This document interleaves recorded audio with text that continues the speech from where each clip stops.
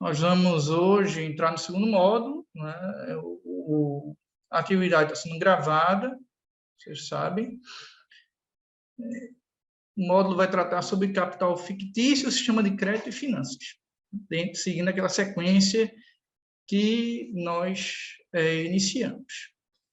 Eu queria que, novamente, vocês prestassem atenção nesse quadro, porque aqui na aula passada um pouco a gente descreveu a formação, a articulação desse quadro. Nós temos uma relação, nossa sociedade no sistema micro, ela funciona dessa forma. Então, nós vimos que nós temos o emprego de força de trabalho e meios de produção no beneficiamento de um recurso a partir de uma atividade, de um empresário que mobiliza isso e consegue extrair valor de uso extra da força de trabalho para gerar um mais valor materializado num produto que ele chega no mercado com um valor de uso determinado, uma necessidade para uma sociedade ou para um grupo de pessoas, que vai ser trocado no mercado a partir de um valor de troca, que é espelhado no equivalente universal, que é o dinheiro, e, ao final, se espera-se que ele gere um mais dinheiro, um plus sobre o mais valor adquirido. Obviamente que isso é apropriado pelo empresariado, isso vai gerar um excedente e parte dele vai ser reinvestido, reabsorvido na produção. Então, de tudo isso aí, vocês percebem que esse quadro micro, nós vimos também na aula passada, que ele também se espelha a nível global. Então, você vai ter um fluxo de capital formado historicamente no processo de acumulação primitiva do capital em determinadas regiões do planeta, onde vai permitir um grupo de países acumular uma grande quantidade de capital, que, por sua vez, vai permitir o quê? Promover seu desenvolvimento, amenizar suas contradições sociais. E, em função de uma pressão para a elevação do preço da força de trabalho e da saturação no mercado nesses países, nós vamos ter uma dificuldade de absorção. E aí o caminho é o quê? É uma reexportação desse capital para outras regiões do globo, regiões periféricas, inclusive, onde nós vamos ter a formação desse ciclo. Contratação de força de trabalho, emprego de meios de produção sob recursos, para se transformar isso em produtos, envolvendo o mais valor, o valor de uso da força de trabalho, e esse produto ele vai ser lançado no mercado, trocado por um valor de troca, para se gerar mais dinheiro, amplificando mais valor. E esse capital ele vai ser reexportado por centros financeiros internacionais. Na base disso, nós vamos ter o quê? A fusão do capital bancário com o capital industrial, a formação do capital financeiro, o livre comércio, a livre conversibilidade monetária, as grandes transferências de valor da periferia para o centro. Na prática, nós vamos ter o quê? Uma extração de mais valor a nível internacional por grandes capitalistas internacionais. Esse modelo que a gente chama de imperialismo, ou capitalismo financeiro. E ele tem um desdobramento nos tempos atuais na financiarização. Então, o grande problema é o problema dos excedentes. Esse processo, como vocês já viram, ele gera excedentes. Então, como enfrentar o problema dos excedentes? Como garantir o desague ou absorção dos excedentes? Então, essa a questão em que o capitalismo ele se depara. Então, vejam. Então, aqui é que entra o problema da relação entre o dinheiro e as mercadorias. Então, a gente sabe o quê? Que o dinheiro ele funciona como um poder social. Na verdade, ele se transforma em capital sempre quando ele é movimentado no mercado, para produzir o quê? Produzir mais valor, o que implica o quê? Extração de valor de uso extra da força de trabalho. Isso vai ser incorporado na mercadoria. Então, claro, o dinheiro ele tem várias funções. Tem funções de meio de pagamento, não é, de reserva de valor, mas ele também incorpora uma série de relações. Então, toda mercadoria, ela acaba incorporando, né, essas relações que envolvem valor de uso, valor de troca, como nós vimos. Esse valor de troca, ele sempre expressa uma mercadoria formal que medeia a troca e que serve como equivalente universal. E ele também vai funcionar como uma medida de valor, materializado sempre num preço, né, que serve de padrão para a avaliação das mercadorias. Então, o dinheiro ele permite um padrão de preço e, ao mesmo tempo, ele incorpora o próprio valor, ele começa a significar o próprio valor na sociedade. Vejam que esse processo todo, claro, vai envolver funções gerais. Obviamente que o dinheiro ele não serve apenas como valor de troca. Ele serve como moeda, serve como preço, ele tem valor de uso e utilidade, no sentido que ele permite comprar coisas, ele serve de reserva de poupança, de tesouramento, ele funciona também como meio de pagamento, mas ele incorpora relações que se dão o quê? Num processo de produção de mais valor, que envolve extração, basicamente, de um valor extra e apropriação desse valor da força de trabalho. Então, o dinheiro aqui, ele acaba se impondo perante os valores de uso de todas as outras mercadorias. Logicamente que, assim, existe um problema aqui, qual é? É que a quantidade de mercadorias que circulam no mercado, ela precisa, não é, corresponder uma quantidade igual de dinheiro. Então, o dinheiro ele serve para garantir que essas mercadorias circulem e que os excedentes sejam absorvidos. Porque uma das formas de, digamos assim, garantir a absorção desses excedentes é o quê? Acelerar a circulação da mercadoria. Então, a ideia, a lógica é o quê? É você não ter nem mais dinheiro, porque, obviamente, de mercadoria, porque isso vai gerar, obviamente, inflação, nem menos dinheiro, porque isso pode gerar deflação. Mas é muito óbvio que isso, certo, é impossível de ser alcançado, porque por questões que dizem respeito às dimensões territoriais e das relações de produção que perpassam o país. Um condomínio de prédio, isso seria muito fácil, porque eu sei muito bem que quando eu for, certo, acordado no dia seguinte, eu sei a quantidade de mercadoria que eu preciso fornecer e eu vou no banco de manhã e saco o que eu preciso. Mas num país de dimensões continentais como o nosso, isso é impossível de ser alcançado. Então, isso é um problema. Isso implica o quê? Implica que eu preciso criar técnicas para usar o dinheiro como reserva de valor, poupança, entesouramento e estoque, para garantir o quê? A circulação das mercadorias e aceleração do capital e absorção desses excedentes. Então, veja, nós temos um problema aqui, né? É que essa quantidade ela é ligada ao excedente.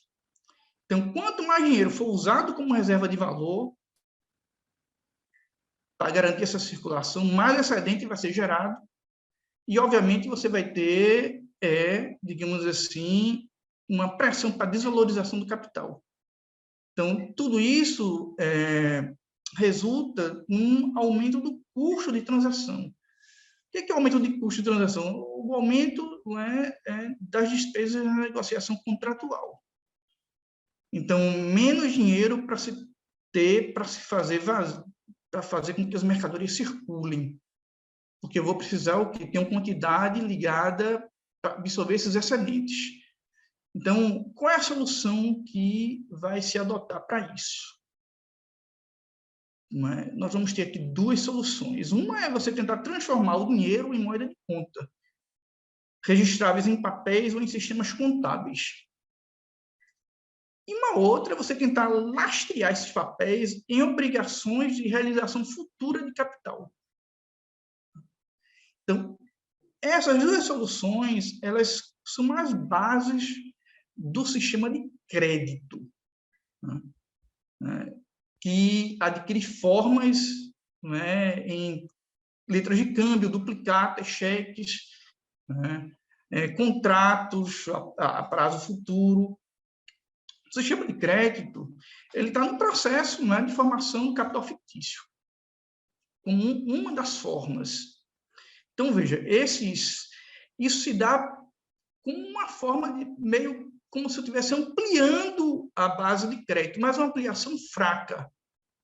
Por quê? Porque a gente sabe que são lastreadas em obrigações futuras, que podem ser realizadas ou não, dependendo, certo, de alguma situação momentânea que ocorre. Mas é uma das formas que o Estado encontra de se garantir uma circulação mais rápida da mercadoria e absorver aqueles excedentes de capital. Então, ele vai, né, vai transformar o dinheiro em moeda de conta registrável e vai criar e lastrear isso em obrigações de realização futura. Então, vai permitir que uma pessoa tenha um cartão de crédito, né, embora não tenha dinheiro, mas possa parcelar isso, né? Vai, digamos assim, permitir que obrigações futuras possam ser criadas em cima de outras obrigações futuras, como se eu pudesse negociar ações em bolsa.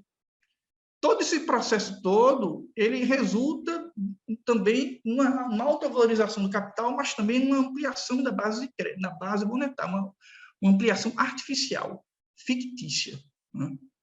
Então, veja, e aí nós vamos ter o quê?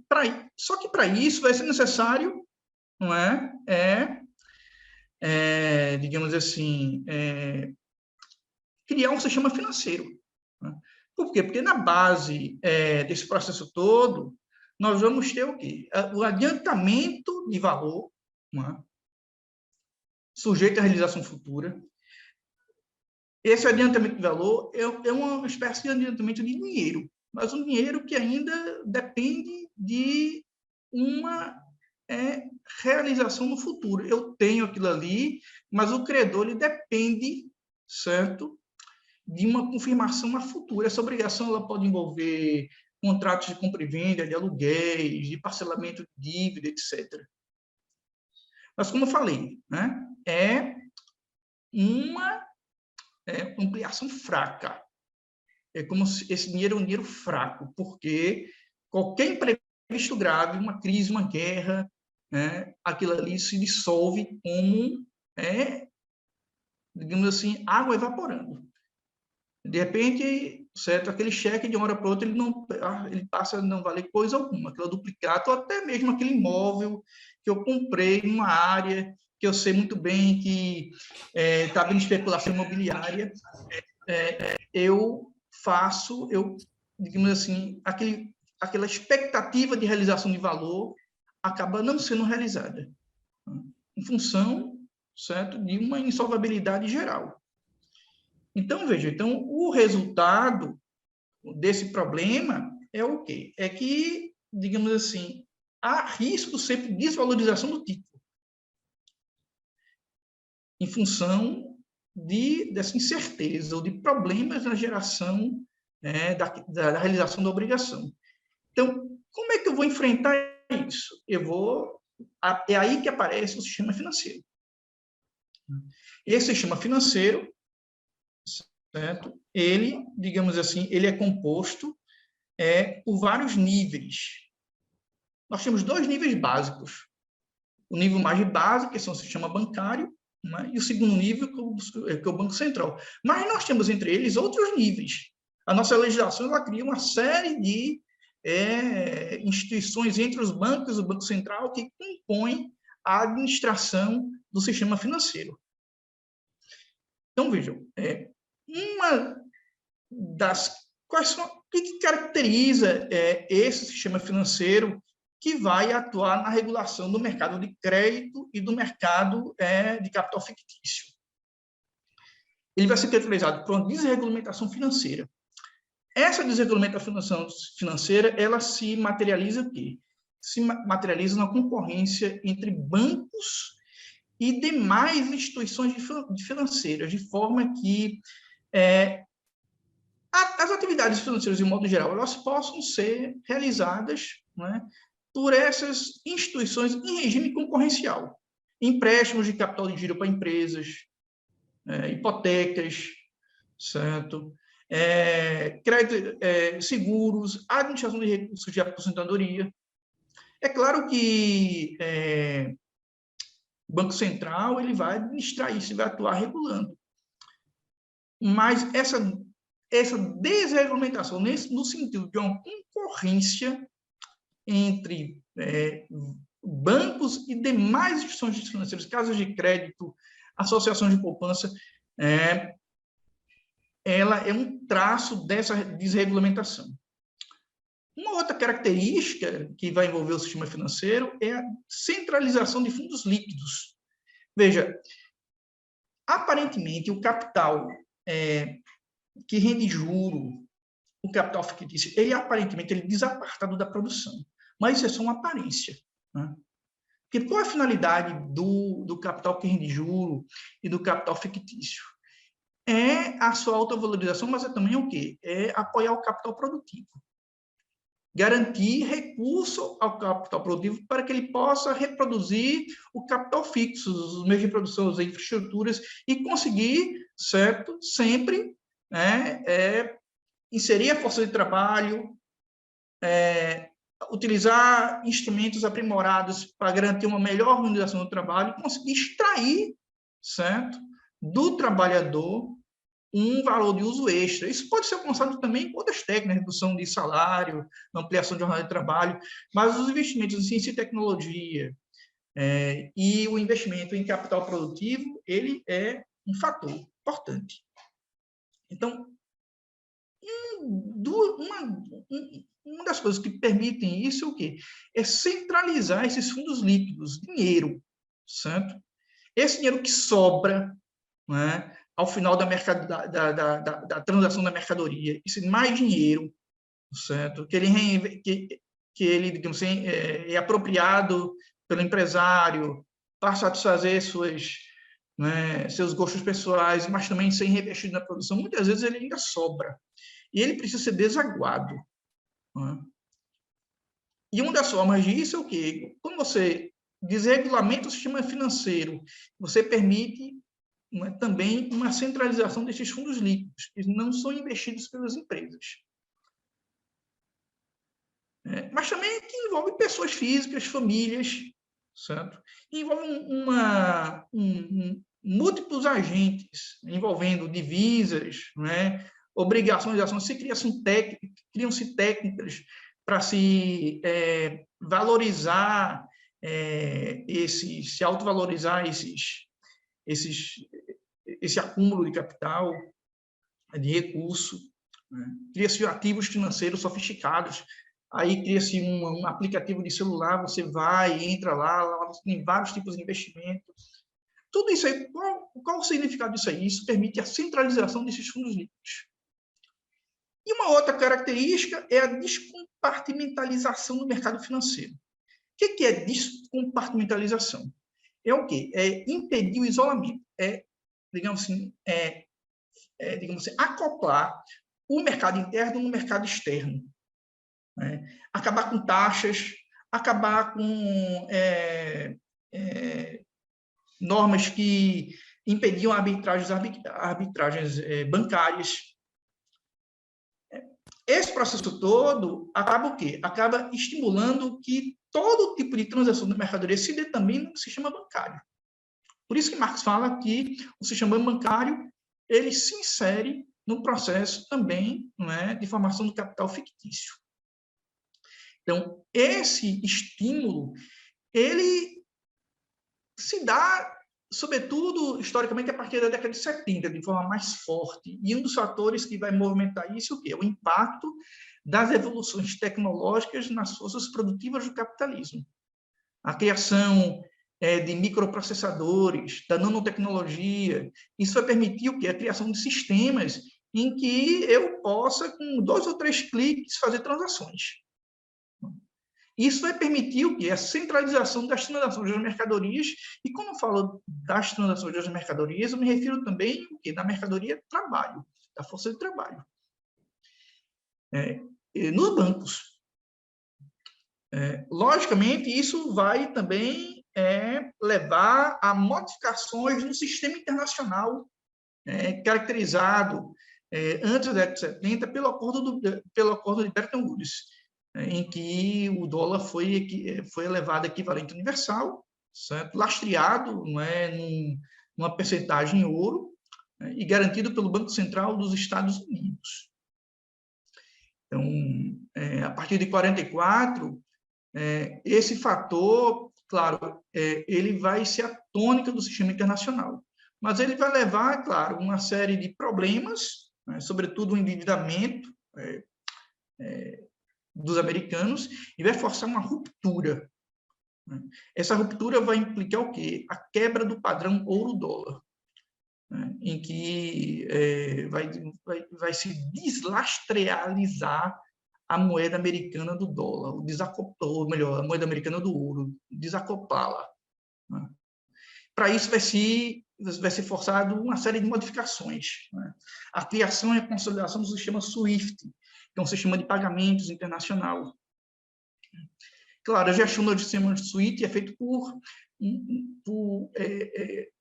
vários bancos, tendo como base o Banco de Bruxelas. Mas é claro que o Banco Central Americano ele tem o poder de emitir o dólar. Então, na verdade, ele é que acaba dando as cartas nesse sistema de controle de pagamentos. Esse sistema de controle de pagamentos, basicamente, ele envolve transações de dados e o lastreio das movimentações financeiras em dados. E ele permite, basicamente, como os americanos eles controlam a emissão do dólar, a interferência do Banco Central dos Estados Unidos nas políticas monetárias da maior parte dos países do globo. Pegar, por exemplo, bloqueio a Cuba, como é que isso funciona? Funciona pelo sistema SWIFT. Você vai fazer uma transação, certo? Aquilo que você paga ao governo cubano, se chegar pelo sistema SWIFT, não vai parar na conta do governo cubano. E vice-versa.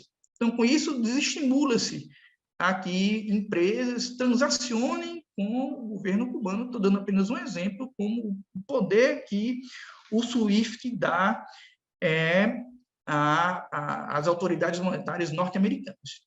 Um exemplo que nós tivemos um exemplo recente agora, que é o que ocorreu com a Rússia, que ela foi praticamente alijada do sistema. Claro que os países eles tentam compensar isso com outras formas, criando outros sistemas de pagamento. Mas veja só, mas é claro que o dólar ele não tem como ficar sem lastreio. Então, é óbvio que isso vai ser lastreado em algum tipo de recurso. Algum recurso que tem uma propriedade de, digamos assim, mover energia. Então, isso vai ser lastreado num recurso energético. Petróleo. Eu já falei isso aqui no ano passado. Se você quiser entender isso, basta entender o movimento das esquadras americanas. Elas estão situadas, elas circulam onde? Elas estão situadas onde? Justamente nas rotas de comércio de petróleo. A quarta frota aqui no nosso litoral, nós temos uma frota no Golfo Pérsico, no Mar do Sul da China. E nós temos também o quê? Por fim, a criação do mercado financeiro, de obrigações futuras. Um mercado liberalizado, aberto ao capital estrangeiro e que permite basicamente o quê? A negociação de títulos que envolvem obrigações futuras. Que obrigações são essas? Compra e venda, aluguéis, locações, certo? Comércios de compromissos na produção de mercadorias. Tudo isso pode ser transacionado, dívidas. Claro que isso implica um sistema eficiente que dê segurança jurídica a essas transações. É lógico que isso tudo não está livre de contradições. E essas contradições envolvem, basicamente, elas começam no centro do sistema.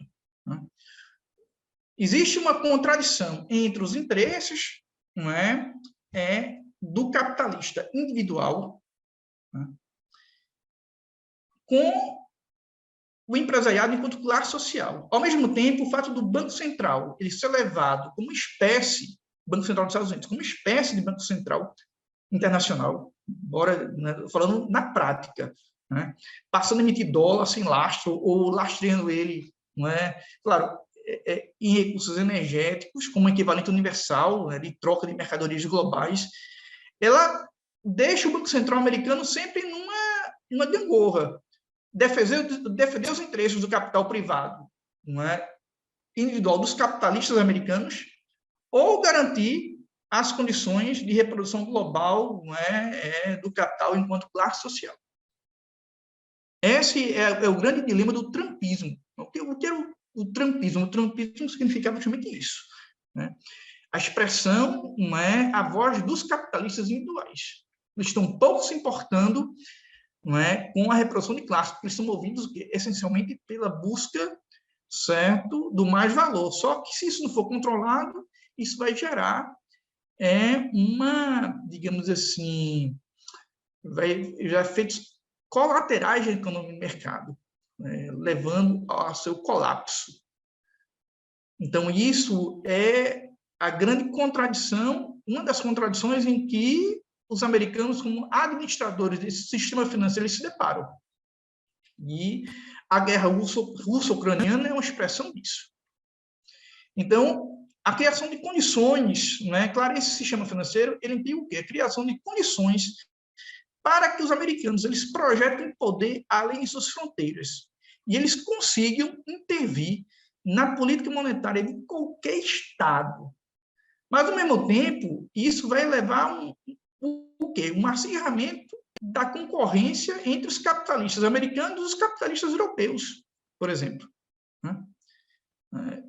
Dentro do próprio modo de produção capitalista.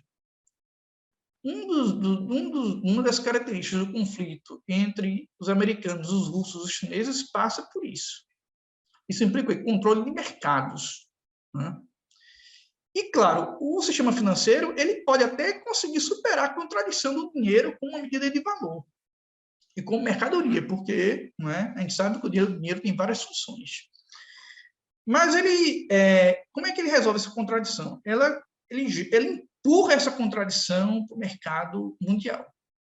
O sistema financeiro ele é escalonado de forma a você ir empurrando as contradições para níveis superiores, certo? Então, os bancos empurram a contradição para o Banco Central dos países, o Banco Central dos países empurra a contradição, não é, né, para os órgãos reguladores do sistema financeiro internacional, né, que movem a ordem internacional. Aí você tem o FMI, a OMC, né, o Banco Mundial, a OTAN, que faz parte dessa ordem, e depois, não é, os americanos, eles operando, não é, esses instrumentos, vão empurrar essas contradições para onde? Para os países da periferia, né, acirrando as contradições sociais nessas áreas. Quando tudo isso não funciona, qual é o lastro certo final? É o poder militar, né? Não é, digamos assim, a lógica parasitária disso vai levar sempre, inevitavelmente, o quê? A resoluções através da força. E, mais uma vez, como eu já falei, o problema russo-ucraniano não passa por isso, não é? O problema de se resolver o problema do controle do gás na Europa através, não é, do uso da força em função da falência desses instrumentos para conter a articulação do eixo Moscou, Berlim, Pequim. Então, veja só. Claro que o Banco Central ele pode limitar essas operações, pode até recusar descontar o dinheiro de crédito, certo? Que existe nos bancos, que compõe a hierarquia inferior, né? Então, isso ocorre, por exemplo, do FMI para os bancos nacionais, né? Do Banco Central dos países para os seus bancos nacionais, e dos bancos nacionais para os produtores de mercadoria. Eles conseguem fazer esse controle, mas, veja só, eles conseguem apenas limitar, né? Mas não conseguem conter plenamente, por conta das contradições, né, do deságio e dos excedentes. Isso é como se fosse um dragão, né? Você vai alimentando ele, mas a cada solução que você vai adotando, ela vai gerar não é, novas pressões por excedentes, e assim vai. Então, veja, qual é a função geral, né, da base do sistema financeiro? É justamente, digamos assim, lastrear esse tipo de crédito e vários tipos de dinheiro creditício em moeda. É necessário, como já falei aqui, né, ter um estoque de moeda, né, que possa garantir a livre circulação das mercadorias. Porque isso implica o quê? Implica fazer com que o mercado de consumo possa consumir, certo? Então, claro, eu tenho o dinheiro, eu tenho as notas, as cédulas, mas e esse é o dinheiro forte. Mas como é impossível garantir uma correspondência disso com a circulação da mercadoria, eu preciso criar, né, certo? Artificialmente, uma ampliação da base monetária. Os títulos de crédito, eles significam basicamente isso. Claro que devem ser reconhecidos pelo Estado, né? Por isso que se proíbe dinheiro falso, se regulamenta como é que se preencher um cheque, certo? Determinados títulos de crédito não se prestam a certas transações. Alguns títulos de crédito não podem ser levados ao mercado de derivativos, outros podem. Tudo isso serve o quê? Para garantir segurança jurídica. Mas existem, a partir dessa função geral, funções específicas, certo? Essas funções específicas são variadas, não é? Envolve compensação, conversão de títulos de crédito em moeda bancária, atestar a segurança da relação, defender a moeda nacional, e por aí vai, como vocês estão vendo aí, equilibrar o balanço de pagamentos entre países, certo? Resolver controlar a qualidade do tipo de crédito. São funções específicas do sistema bancário. Mas eles exigem, obviamente, certo, um segundo nível, no mínimo, que é, certo, um banco único, né, que coordene a reprodução geral, certo, do capitalismo e proteja o sistema de crédito, garanta a solvabilidade dos bancos, certo? Garante que os bancos tenham valor para cobrir certos créditos. Essa é a função geral do Banco Central. E essa função geral do Banco Central, ela envolve funções específicas do sistema financeiro, que envolve câmbio, como já falei aí, né? Envolve equilibrar o balanço de pagamento entre países, garantir a solvabilidade da moeda, né? Certo? O sistema financeiro nosso, ele é composto a nível macro por no mínimo 2 desses órgãos. Existe uma lei, certo? A Lei 4595 de 64, que nos seus artigos 10 e 11, ele estabelece vários órgãos e competências para o Banco Central, 23 competências para o Banco Central. Eu nomeei aqui algumas, as principais, né? Mas ele também estabelece vários outros órgãos. Conselho Monetário Nacional, Banco Central, né? O Banco Central já está incluído aqui. O Banco do Brasil funciona, no caso, no sistema brasileiro, certo? O Banco Nacional de Desenvolvimento Social e demais instituições públicas e privadas, como caixas de crédito, certo? Fundos de administração de aposentadoria, tudo isso vai compor o sistema financeiro brasileiro. Cada país vai ter, certo, a sua arquitetura. Mas, claro que, no mínimo, nós vamos ter duas. Um sistema de base e um sistema central.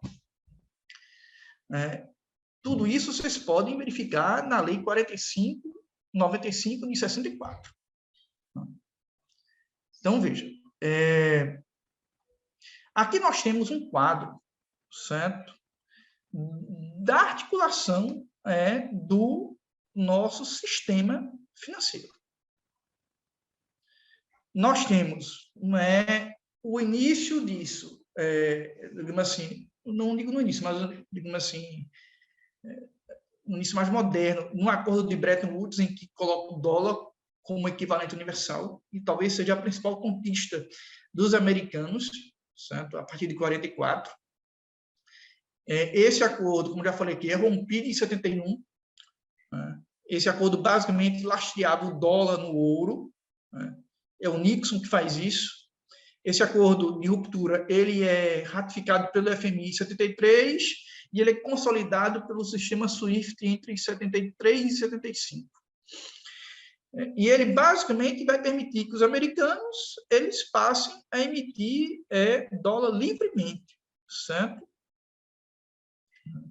Claro que vai ter o Banco Central americano emitindo a moeda. Só que a nível no Brasil nós vamos ter um reflexo disso. Nós vamos ter uma série de legislações, porque os países eles vão começar a se adequar a esse processo. Então nós vamos ter a lei do sistema financeiro nacional, vamos ter as sociedades, o regulamento das sociedades por ações que já havia nos países centrais, e ele vem de forma mais elaborada com a lei 6404. Nós vamos ter a Comissão de Valores Imobiliários para permitir a negociação dessas ações, porque, veja só, as sociedades por ações, elas são sociedades por capital.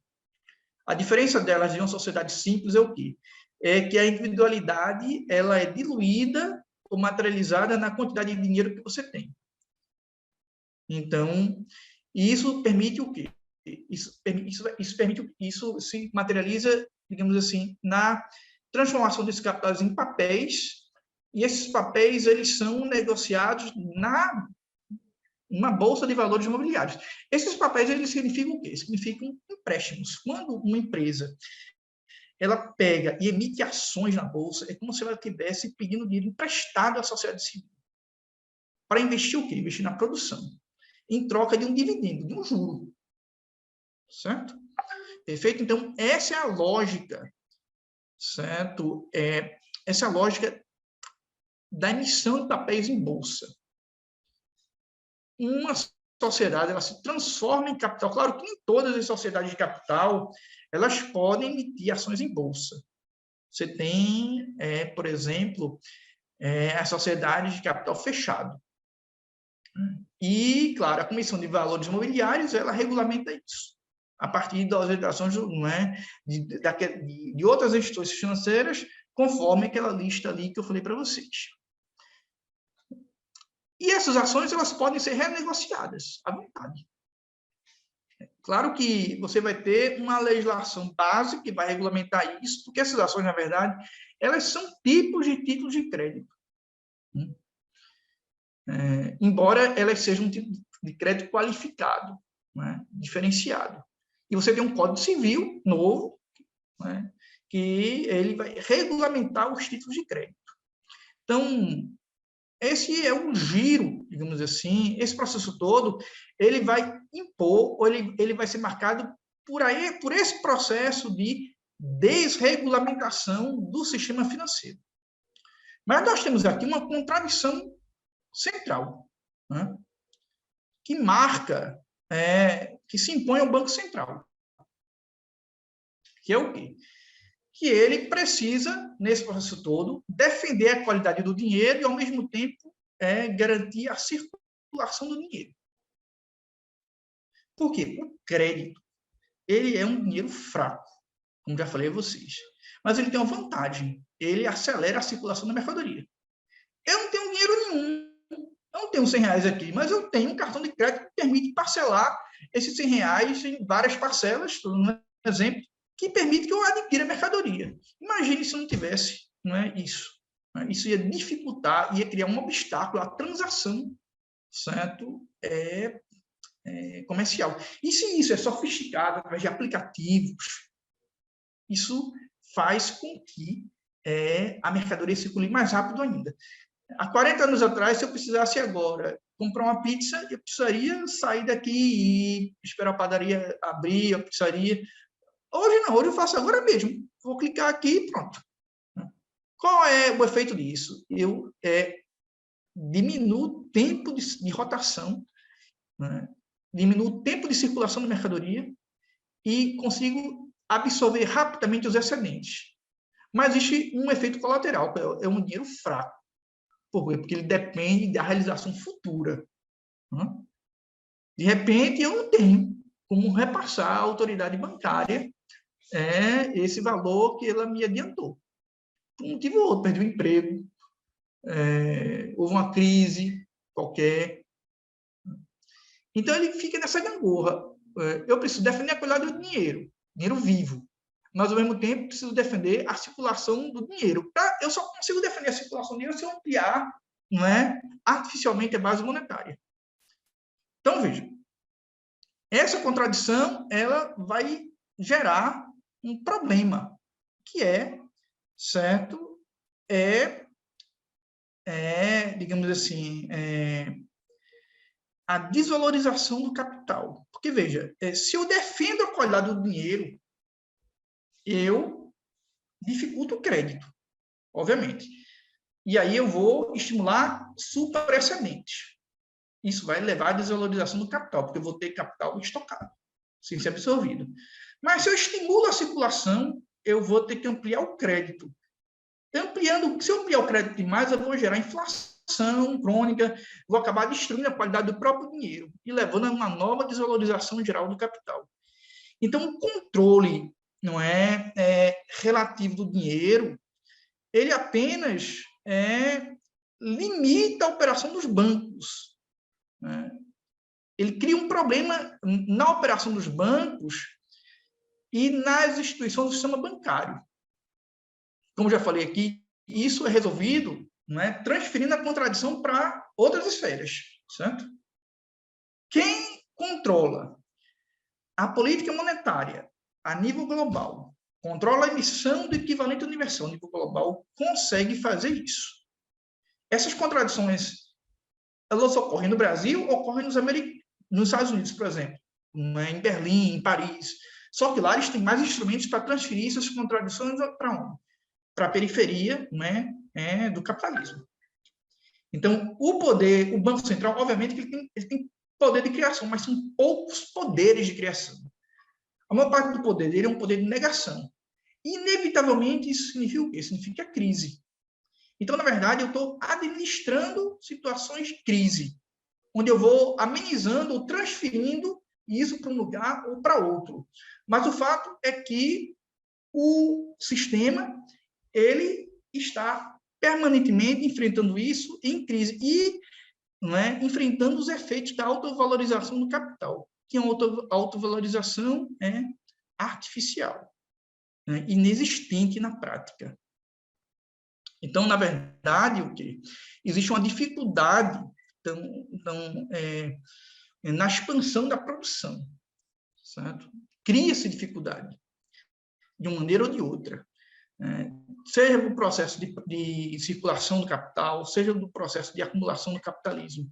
Acaba que passa a se deparar com um desincentivo real à acumulação de mais valor. E isso, novamente, certo? Acaba-se, digamos assim, sendo marcado por situações de crise, que podem envolver situações de superprodução. Então, você cria digamos assim, um mercado volátil que, na verdade, ele visa, no fingir dos ovos, lá no final da corda do sistema, ele visa apoiar o processo produtivo. Não é equivocado achar que esse mercado ele tem uma autonomia, obviamente, em relação à produção, mas ele está ligado ao processo produtivo e, na prática, ele visa apoiar o capital produtivo. Então, a grande questão aqui é o quê? É a transformação do dinheiro em capital. Então, o dinheiro ele só pode circular como capital, a gente já viu isso aqui, quando a força de trabalho com capacidade de produzir mais valor do que ela própria possui, ela está disponível como mercadoria a ser comprada. Cabe ao empresário extrair do trabalhador uma força extra, que ele vai fazer isso através de várias técnicas, algumas que podem, com suas limitações, ampliação da jornada de trabalho, redução do salário, ou até mesmo técnicas mais, digamos assim, mais humanas, assim, como, por exemplo, criar intervalos mais longos para estimular a produtividade, criar prêmios, né? O investimento em ciência e tecnologia. Mas, claro, o que eu quero dizer é que o dinheiro ele precisa incidir sobre o trabalho assalariado, sobre os meios de produção, sobre os recursos minerais, energéticos, agrícolas, industriais, que serão transformados por essas forças para gerar um produto a ser lançado no mercado como mercadoria e se gerar mais dinheiro, né, que é, na verdade, na prática, um plus sobre mais valor. Então, quando isso não ocorre, o dinheiro ele circula no mercado como simples mercadoria de dinheiro, como um valor de uso, que ele tem, um daqueles valores de uso que ele tem, que é o poder de comprar coisas, certo? Então, mas enquanto capital, o dinheiro ele só é capital quando ele é mobilizado para a geração de mais valor. Isso implica o quê? Força de trabalho, meio de produção, recursos. Né? Mas aqui nós vamos ter problemas, certo? Qual o problema? É que nós vimos, não é isso? Cada etapa da produção é necessário eu ter uma quantidade de dinheiro para garantir a circulação da mercadoria. E aí eu preciso o quê? Retirar dinheiro de circulação. Né? Mas se eu retiro dinheiro de circulação, né, eu, digamos assim, vou dificultar, né, a rápida circulação do capital. Então, isso se dá em função da necessidade de você equilibrar o estoque, não é? Essa relação, dinheiro e mercadoria. Isso, obviamente, tem como resultado o quê? Diminuição da circulação, excedentes de capital, novo ciclo de desvalorização, não é? E geração de crise. Então, nós sempre aqui estamos, não é, tabelando isso. Não é? Todas as medidas para absorver excedentes de capital, elas entram num círculo vicioso, né? Onde vocês podem perceber que a técnica é ir transferindo as contradições de uma esfera para outra. Né? E aqui vai se criar uma técnica para isso, que é o sistema de crédito. O sistema de crédito ele vai servir o quê? Para absorver esses excedentes de capital. Nós temos várias... Essa é a função geral, né? Esse sistema de crédito, ele, como já falei, é a ampliação de uma base monetária, né? Que é uma base monetária irreal. Se eu tiver um monte de cheque de R$1.000, 10 mil, eu tenho recurso. Mas é um recurso que, diante de um problema estrutural na economia ou qualquer abalo, ele pode, de repente, virar papel. Quando a China, o governo chinês, interviu naqueles bilionários americanos, naqueles bilionários chineses, né? Começando pelo Jack, inclusive, tem o caso mais emblemático foi do Jack Ma. Quando o Jack Ma ele questionou, né, a regulação que estava sendo colocada, qual foi a resposta do governo chinês? Olha, você é só uma nuvem, eu é que sou o real.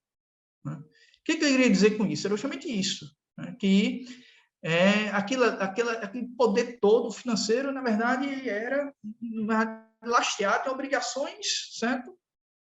Dependia de obrigações futuras. Mas que, na verdade, não era dinheiro real. Era um dinheiro autovalorizado, mas que a qualquer momento podia... Né? E foi o que aconteceu depois. Certo? Então, o sistema de crédito tem várias funções específicas. Ele coordena a preservação e expansão do valor do dinheiro. Ele acelera a circulação do trabalho e do capital, que ele permite, né, que as transações sejam feitas, que haja compra, que alguém que não tem dinheiro, né, possa ter, né, e comprar. Né? E ele permite uma coordenação entre dinheiro, mercadoria, circuitos produtivos, receita, despesa. E ele acelera. Ele tem um papel na taxa de juros, ou ele está ligado à taxa de juros, né? E na taxa de lucro também. Então, ele acelera a migração do dinheiro de esferas menos lucrativas para esferas mais lucrativas. E tenta equilibrar a taxa de juros, a taxa de lucro, desculpem. Qual o resultado disso? É que esse processo todo ele vai estimular a livre concorrência. Mas esse resultado, ele é também um resultado problema. Por quê? Porque a livre concorrência, na nossa sociedade, ela está ligada à formação de monopólios, oligopólios, trustes, dumping, né? A livre concorrência, ela gera essas formas do capitalismo. Se vocês entenderem isso, na universidade, você tem uma série de xerox, né? No início, elas começam a ter preços diferentes, mas depois elas nivelam os preços das xerox, certo? Isso é um fator que não é natural da relação entre esses empresários. Isso acaba o quê? Por solapar o valor de uso do dinheiro como medida de valor e de reserva do valor, certo? E acaba desvalorizando o capital, né? Inevitavelmente. E vai trazer com eles o quê? Um tempo, não é? Certo? Aumento do medo circulante, inadimplência, porque você vai concentrar, não é, capital, certo? Em poucos empresários. Então, qual a solução para se tentar controlar isso? É a taxa de juros. Caso contrário, nós vamos ter situações de crise. E aí, o que? Nós vamos ter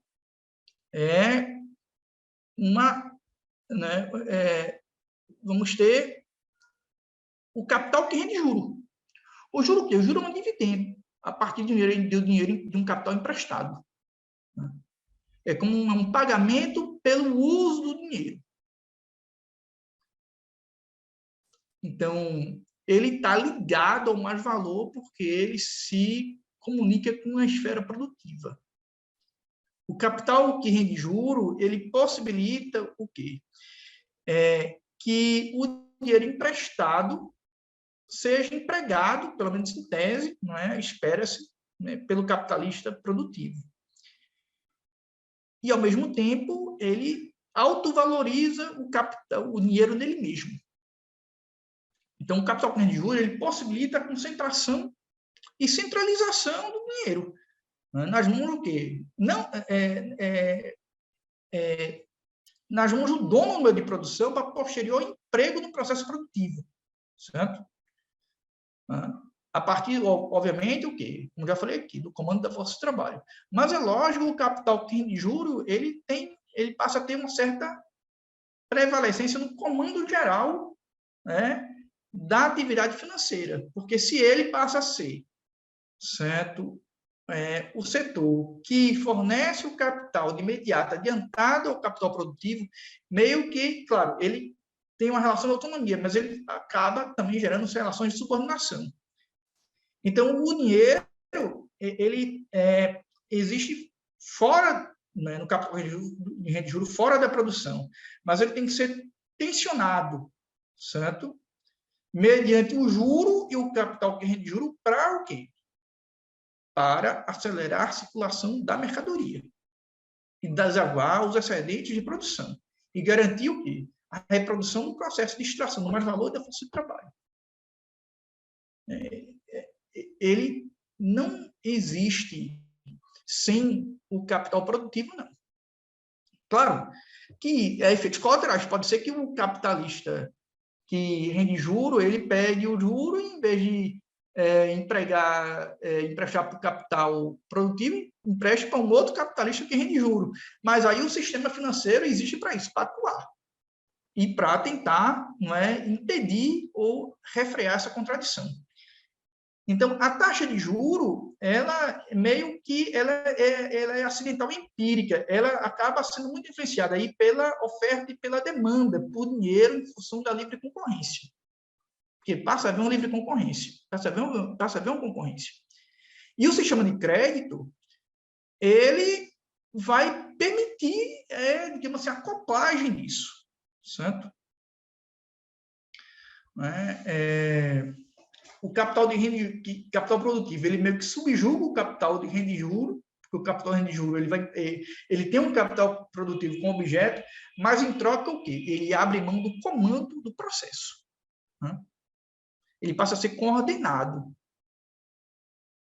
Não é que ele abre mão de todo o processo, entende? Porque, no final das contas, é a produção, certo, do feijão, do arroz, da casa, do avião, que vai mover.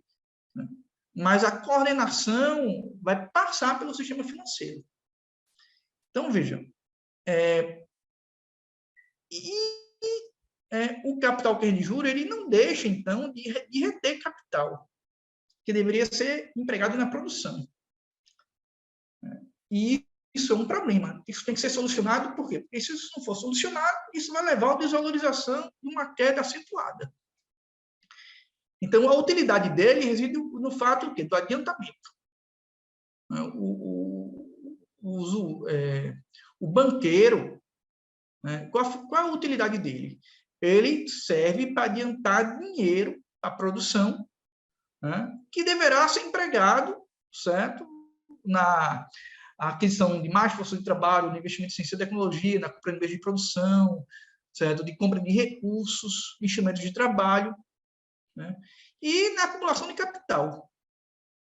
Essa é a utilidade dele. Mas é claro que pode haver um desvio de rota. E o capital bancário, porque o capital bancário também ele concorre com os bancos, concorrem entre si, com outras instituições financeiras, já que nós estamos num período da desregulamentação do sistema financeiro. E é esse o problema, né? Que é o quê? A especulação e a poupança, ou seja, nem sempre o capitalista que vive do juro ele vai querer emprestar para o capitalista que vive da produção. Então, a existência de esferas mais lucrativas que outras, ela estimula a migração. Muitas vezes não para a produção, mas para especulação imobiliária, certo? Para o entesouramento. Então, isso ocorre por quê? Porque, como eu já falei, embora o capital que rende juros seja vinculado à produção, ele é autônomo. Né? Ele tem certa autonomia. E qual é a solução? A solução passa pelo Estado. O Estado intervém. O Estado, ele é peça fundamental nesse processo. As instituições públicas, as instituições financeiras, mesmo naquelas que não são propriamente públicas ou são ditas como são reconhecidas com autonomia pelo Estado, como as agências reguladoras, elas atuam nesse processo para administrar a crise, porque tudo isso é o quê? Isso aqui é a crise se desenvolvendo, com maior ou com menor intensidade. Né? Seja mais no Brasil e menos nos Estados Unidos, ou seja, ou um pouco mais nos Estados Unidos e menos no Brasil, não importa como. Então, quais são as soluções que são adotadas? Você tem a conversão das transações de mercadorias em dinheiro em todo tipo de título de crédito. Muitas vezes com a finalidade do quê? De concentrar poupanças e dinheiro nos bancos. Como os bancos eles administram, e aí o Banco Central, certo? Um topo, administra isso, é interessante que isso seja concentrado. Então, você cria uma série de transações em vários títulos variados que você pode imaginar. Né? Contratos a prazo futuro, contratos de compra e venda, contratos de aluguel, fundos e hedge, swap, títulos que envolvem a conversão de outros títulos, como são títulos de hedge, a partir de produções futuras. Né? Isso implica o quê? Implica garantir total autonomia da vontade nos contratos. Implica garantir a disponibilidade patrimonial sem nenhuma barreira. Que barreiras podem ser essas? Transformar um bem comum, dizer que determinado direito é indisponível, dizer que uma criança não pode fazer transação bancária. Aí, como é que o Estado faz para resolver isso? Ela cria a figura da representação. A criança ela não pode fazer transação bancária, mas o pai dela, representando ela, pode. E aí você vai criando formas de quebrar essas barreiras a partir de transações creditícias. Mas, na prática, isso implica o quê? Fortalecer o poder do sistema financeiro. E também o estímulo à técnica de valorização do capital. Valorização do capital em relação a obrigações futuras, já estabelecidas ou a serem estabelecidas, criando valor fictício, criando capital fictício. Eu sei muito bem que tem uma determinada área de Recife já está toda construída. E eu sei que tem uma outra área que provavelmente ela vai ser a próxima, né, a sofrer um novo boom, né, de construção imobiliária. Eu começo a comprar terrenos ali por R$10 mil, R$20 mil, R$5 mil, esperando que eu possa, no futuro, transformar isso em 500 mil. A terra, muitas vezes, ela também funciona como capital fictício. Mas veja que isso depende de uma obrigação futura. Qual é? É a possibilidade de eu vender aquilo ali no futuro, de eu alugar, de eu ceder em troca de recursos, de dinheiro, de valor. Existe uma obrigação aí, uma obrigação juridicamente válida, né? Ou que seja possível juridicamente. Antigamente, sei lá, 100 anos atrás, era difícil você comercializar a força do vento em larga escala. É claro que havia catavento. Mas hoje, o impacto das evoluções tecnológicas nas forças produtivas do capitalismo permite o quê? A criação de aerogeradores modernos, certo? Que podem ser facilmente instalados, que permitem precificar a força do vento, transformar a força do vento em valor, né? Então, tudo isso, digamos assim, essas técnicas nas forças produtivas, esse impacto das forças produtivas no capitalismo, eles são acompanhados por regulações jurídicas. Teve uma reportagem há pouco dizendo que os americanos conseguiram transportar 1 kW de eletricidade pelo espaço, sem precisar de fiação de nenhum tipo de tecnologia. Obviamente, no futuro, isso vai, isso tem uma implicação militar, mas isso vai ser trazido, para aceleração, para absorção dos excedentes de capital. São soluções, certo? Mas, claro, isso vai gerar, problemas. O sistema de crédito, ele ajuda, obviamente, na absorção dos excedentes. Ele atua tanto no espaço como no tempo, mas, sobretudo, a partir do tempo, né? E ele, na verdade, o quê? Ele reduz os períodos de produção e de circulação. Ele relativiza a longa distância do comércio. E ele estende o pagamento em longos períodos. Ele tem o mesmo efeito das ferrovias, de alta velocidade, certo? Ou do avião, ou da ampliação das vias públicas, tornando larga, criando 3, 4, 5, 7, 8 faixas. Claro, isso gera a comodidade para as pessoas, mas também tem um efeito o quê? De garantir a rápida circulação da mercadoria, a rápida chegada e aproximação do mercado de consumo e a absorção do excedente. Na prática, é isso. Eu reduzo o tempo, parcelo isso em várias vezes, eu permito que aquele título que foi convertido num título que possa ser comercializado no mercado financeiro possa ser, certo, transacionado novamente.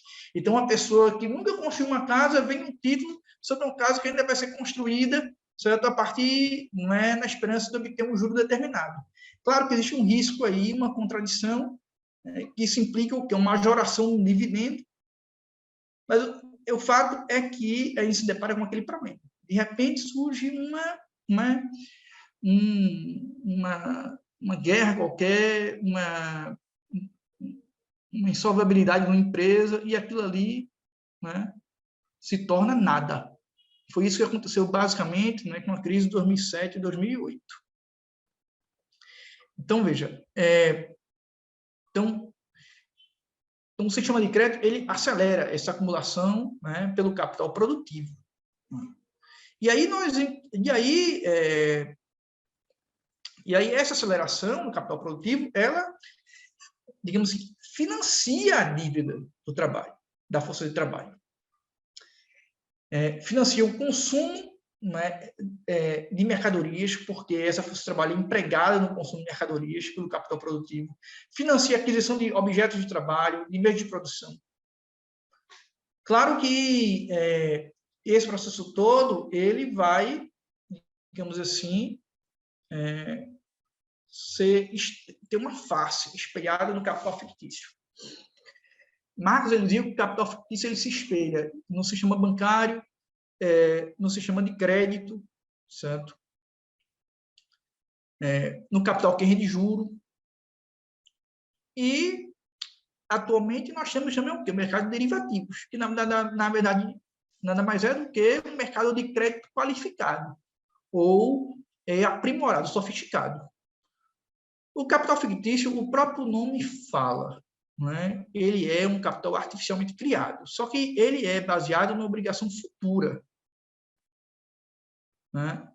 Sujeito à realização dessa obrigação. Uma obrigação já estabelecida com o contrato ou ainda ser realizada no contrato, né? Esse contrato pode envolver qualquer coisa, pode envolver venda, pode envolver, digamos assim, venda de juro. Eu posso comprar dívida, negociar dívida, pode envolver, certo, mercadorias que ainda serão produzidas e adquiridas. Na verdade, ele é lastreado geralmente no título de crédito. Mas, claro, há outras formas de capital fictício que não passam pelo título de crédito, mas envolvem uma obrigação, como foi naquele exemplo que eu falei para vocês, não é da terra, né? Na especulação imobiliária. Então, a função do capital fictício, o capital fictício, ele autovaloriza o capital, mas a partir de uma obrigação a ser realizada. E ele conecta o processo de circulação do capital, né, que rende juro, com o capital fixo. Na verdade, o capital fictício é um capital que rende juro qualificado, né, meio que sofisticado, certo? Ele meio que cria ou adianta dinheiro em relação ao trabalho futuro, mas sempre dependendo de uma obrigação que poderá ocorrer, ou que espera-se que ocorra, uma expectativa de renda futura a ser realizada. Mas é uma expectativa que deve depender de uma obrigação juridicamente qualificada. O Estado de Direito atua aí, né? Não é qualquer obrigação. Bens fora do comércio, bens comuns, certo? Bens parcialmente disponíveis, eles têm dificuldade de serem objeto de crédito, ou de realização fictícia. Aqui nós vamos ter, certo, o papel da hipoteca, de várias garantias de direito real sobre meios de circulação e outras infraestruturas de capital fictício, porque nessas transações pode haver exigência de garantia, embora não seja o comum, né? Porque, na verdade, o quê? A inexistência, digamos assim, o capital fictício ele vai aparecer bastante em pessoas que não tenham condições de oferecerem, né, garantias, ou que têm uma renda, digamos assim, instável. Mas nada impede que se imponham garantias. O fato é que a compensação disso é o quê? É uma elevação maior no dividendo a ser obtido do que numa transação comum. Mas veja, os títulos hipotecários, eles podem ser, né, transacionados. E podem, nesse sentido, né, gerar e formar capital fictício. Claro que há algumas diferenças entre o capital fictício e o capital que rende juro. O capital que rende juro, ele é um dinheiro cedido como mercadoria para gerar mais dinheiro na forma de juros, um dividendo. Então, o capital que rende juro, ele usa o dinheiro como capital, transforma uma mercadoria para o quê? Para autogerar mais dinheiro. O capital fictício, basicamente, o dinheiro ele é criado a partir de uma obrigação. Ele está sujeito a uma obrigação de realização futura. Como eu já falei aqui, uma obrigação já estabelecida, a ser estabelecida, certo? Mas ela vai passar por uma obrigação jurídica, que vai, né, o que se espera é que ele se autovalorize e possa se gerar mais dinheiro, porque à medida que eu vou comercializando esse capital fictício, esses títulos, eu vou o quê? Eu vou escapando do risco, porque eu vou transferindo o risco da inadimplência para o outro capitalista, certo? para outra família, para uma pessoa física, e assim vai. Então, ele usa uma obrigação como mercadoria capital para gerar mais dinheiro na forma de dividendo. É um tipo de capital que rende juro qualificado, né? Diferente, só que lastreado numa obrigação, certo? Que muitas vezes que ele se autovaloriza constantemente. Claro que nós temos vários tipos de capital fictício, como já falei aqui, né? Em que o sistema de crédito ele não atua, né? Mas uma das funções dele passa por criar e gerar esse capital fictício. Os impactos das revoluções tecnológicas, eles vão aprimorando e criando várias formas, certo? Inimagináveis há tempos atrás. O que permite hoje você fazer essas transações bancárias rapidamente? Foram as revoluções tecnológicas, né? A rede mundial de computadores, a nanotecnologia, se não fosse isso, estava operando com celulares, não é, com aplicativos, nada. E, consequentemente, essa desregulamentação financeira ela teria mais dificuldade. Então, veja, nós temos vários elementos aqui, né? O capital fictício, ele não tem uma existência real, né? Ele é irreal.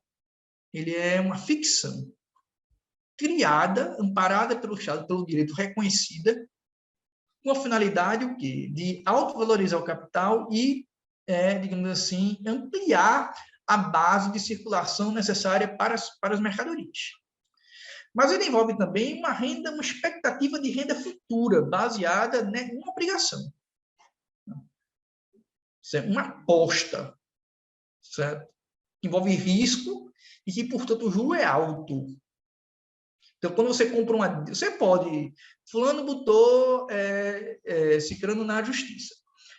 E aí eu tenho, obviamente, um título de crédito aí. Tenho um título de crédito antes, mas eu tenho, claro, uma persecução, né, judicial.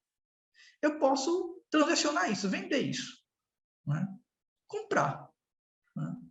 É lógico que existe eu sei muito bem que a justiça brasileira é lenta, etc., e que talvez dificilmente eu vá conseguir captar. Então, o juro aqui vai ser elevado. Essas empresas de cobrança, elas fazem isso, elas compram dívida entre elas. Existem títulos próprios. Não é que o camarada chegue lá com um contrato de locação que está vencido e diga assim, olha, estou vendendo, não. Ele cria um título sobre esse título. E aí isso vai circulando. Então, isso cria um mercado secundário, próprio para transações, né? Sobretudo em cima de produção futura.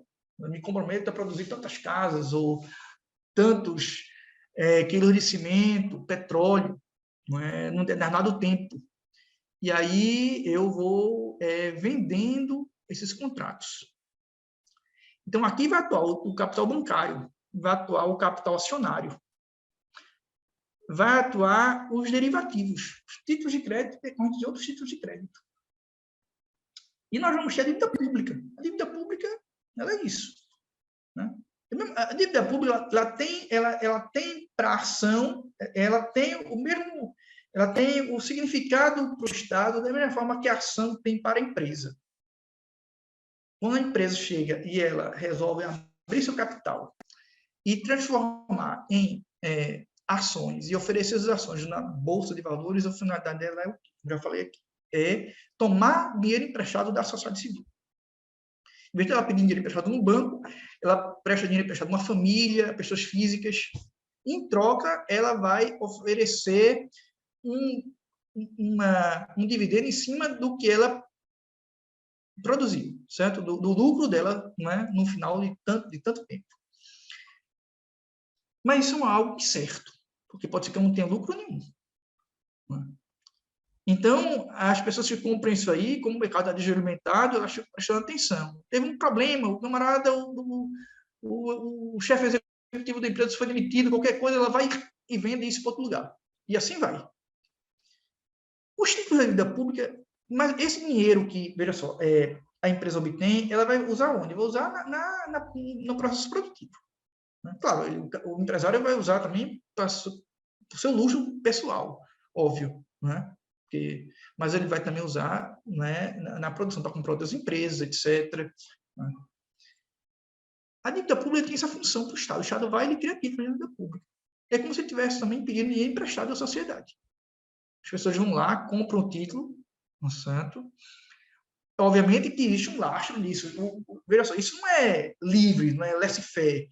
Existe o Banco Central, existe a Comissão de Valores Imobiliários tentando controlar isso, para evitar fraude, evitar que a empresa emita ação sem conseguir garantir certo lucro estabelecido. Mas, claro que isso é um controle que não é, ele não consegue ser perfeito. Por isso que os títulos de dívida pública, eles muitas vezes eles são preferidos, porque o Estado, né, ele tem mais poder de sobrevivência. Mas os títulos da dívida pública, eles têm essa função. Eles servem, eles são um tipo de, é como se tivesse pedido, o Estado tivesse pedido dinheiro emprestado à sociedade. E aí o que? Ele vai financiar políticas sociais, vai financiar certo, o gasto público. Esse processo todo de desregulamentação se deu em função do aumento dos gastos americanos, né, em várias coisas, inclusive, né, em armas. Mas também em função da concorrência, não é certo, entre outras economias capitalistas centrais. Vamos lembrar que a década de 70 é a década em que a Alemanha e o Japão começam, né, a concorrer com os americanos. E essa concorrência implica o quê? Implica a tomada de mercados.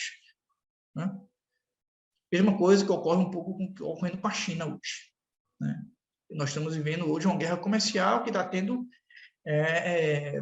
digamos assim, sintomas de um confronto militar. Por quê? Porque essas contradições, como já falei a vocês, quando elas falham, esses mecanismos para resolver essas contradições, quando eles falham, eles têm um lastro final. O lastro final é o quê? São os porta-aviões que os americanos têm, a quantidade de tanques, de mísseis nucleares, mísseis convencionais, é isso que vai garantir no final. E, ao mesmo tempo, uma forma também de eles desaguarem os excedentes de capital. De uma forma inteligente. Por quê? Porque quem está mais ganhando com esse confronto russo-ucraniano? São as empresas militares americanas e as empresas de energia de gás. Então, veja, então, nós temos esses elementos que compõem o capital fictício, o mercado de derivativos, como eu já falei. Então, aqui nós temos problemas que vão se deparar com isso. O capital fictício, ele envolve uma incerteza. Um dinheiro lastreado numa obrigação incerta, que pode ser realizada ou não é garantia. Mesmo que seja uma obrigação a ser realizada, uma obrigação que não está lastreada ainda, é uma expectativa. Como já falei aqui, né? Fulano, aqui em Recife nós temos a área dos terrenos da Marinha, que fica ali na fronteira de Recife e Olinda. É uma área pronta para a construção de prédios. O camarada pressiona a prefeitura para privatizar aquilo ali, o Estado, certo? E aí ele compra os terrenos ali na expectativa o quê? De que as empresas venham ali e construam. As próprias empresas de construção podem fazer isso. E aí ele transforma, aí ele tem um terreno que, na verdade, que vale mais. Certo? Ele comprou por 100 mil, mas agora está valendo mais. Porque as empresas estão dispostas a pagar mais. Pagar 200 mil reais a mais, 200 mil reais a mais. Aí, quando você vai ver o patrimônio dele, quando ele vai declarar, não é? Ele está alto, mas veja só, não é um patrimônio real. Então, veja só. Então, mas isso está ligado a uma obrigação. Eu estou sendo repetitivo aqui, mas para ajudar que vocês possam entender isso mais. Essa obrigação, ela é uma obrigação relatada a um contrato. De repente tem um problema, de repente tem uma invasão, de repente se descobre que os terrenos ali naquela área eles são mofos e os prédios não têm sustentação, e aí pronto. E aí aquilo que ele comprou por 100 mil, esperando valer 200 mil, vale 50 mil, vale 10 mil. Então, isso é um problema. Essa autovalorização do capital ele tem um efeito. Por quê? Porque ele ajuda a adiantar dinheiro para a produção. Então, veja, o capital que rende juro, né, ele enfrenta... E nós temos um outro problema aqui, que o capital que rende juro, muitas vezes, pode optar por não investir na produção, não emprestar para o capital produtivo. Emprestar para um outro usuário, um outro banqueiro, por assim dizer, uma outra pessoa que viva, não é, de juro. E qualquer dificuldade na absorção desses excedentes pode levar à inadimplência. Dificuldades variadas. Certo? Até mesmo uma eleição, uma declaração desastrada de um funcionário de um banco central ou do governo pode levar a uma movimentação disso. Certo? E aí se vai erodir o valor do capital fictício. E aí as soluções adotadas vão envolver o quê? Né? Ora, você tenta estimular a poupança, tenta negociar títulos da dívida, tenta empréstimos de curto e longo prazo, tenta refinanciar a dívida. O Estado tenta normatizar isso de modo geral, controlar. Ora você vê o Banco Central baixando uma resolução, até mesmo o governo chinês dizendo assim, vou criar uma limitação determinada para a aquisição de empresas que fornecem seguros para a população. Ele está tentando o quê? Está tentando resolver contradições. Obviamente que tem vantagens. Qual é a vantagem disso? A vantagem do capital fictício, do capital que rende juro, é que ele permite calibrar a disponibilidade monetária necessária para a circulação da mercadoria, ou seja, ele permite a circulação do próprio capital produtivo. Veja com relação trincada, não é uma relação separada. É uma relação que envolve várias outras relações, mas que caminham juntas. Mas que é fruto o quê? É consequência o quê? Da lei econômica fundamental do nosso modo de produção, que é a lei econômica do lucro máximo, e da lei econômica da livre concorrência e anarquia na produção. Aquele processo, aquela figura inicial que eu falei para vocês, gera gera excedentes a partir da exploração da força do trabalho, que eles precisam ser reabsorvidos, mas eles precisam ser reabsorvidos dentro da lógica do modo de produção. Não uma ruptura do modo de produção. E aí a gente vai para o final. O que a gente tem que prestar atenção nisso aqui? É que o capital rende juro e o capital fictício, eles são diferentes, mas eles são relacionados. O capital fictício, na verdade, ele é uma espécie qualificada do capital que rende juro. Quando o capital que rende juro ele empresta dinheiro em troca de um dividendo, o capital que rende juro, de capital fictício, ele cede uma obrigação em troca de um valor. Né? Mas, claro, os dois, no final, eles precisam de uma realização final. Né? Nós temos, para isso, um controle. Esse controle envolve o quê? Uma fragmentação do sistema financeiro, vários órgãos. Nós temos um órgão base, bancos, um órgão de topo, Banco Central, e entre isso aí, cada país pode ter não sei quantos órgãos de controle. As sociedades anônimas, elas entram nesse processo por quê? Porque elas são sociedades de capital, não são sociedades de pessoas. As sociedades de responsabilidade limitada, elas são sociedades de pessoas mais ligadas a cotas, certo? E elas mas não são sociedades anônimas. Sociedades anônimas, elas são ditas assim por quê? Porque a participação do sócio está ligada, certo? Materializada na quantidade de capital que tem, não nele em si. Quantos porcentos do capital que ele tem materializado em ações? E aí você tem vários tipos de ações ordinárias, ações preferenciais, certo? Debêntures, e assim vai, de forma muito sofisticada. E isso vai ser lançado, transacionado no mercado. Captado, convertido em valor para ser investido, em mais valor, mais dinheiro para ser investido, certo? Em troca e a pessoa vai ter em troca de um dividendo sobre o lucro. E isso, o sistema financeiro, ele vai atuar aí, né, regulamentando para evitar fraude. Os bancos, eles, obviamente, vão acabar centralizando os meios de pagamento. Hoje em dia, pouca gente anda com dinheiro no bolso, a gente anda com cartão de crédito. Esses cartões de crédito, eles passam por instituições financeiras, pelo sistema financeiro. O resultado disso é o quê? É uma concentração da liquidez. O capital fictício, logicamente, ele não é um capital... E claro que esses bancos, eles utilizam o sistema de crédito, inclusive para criar, né, as ficções no capital.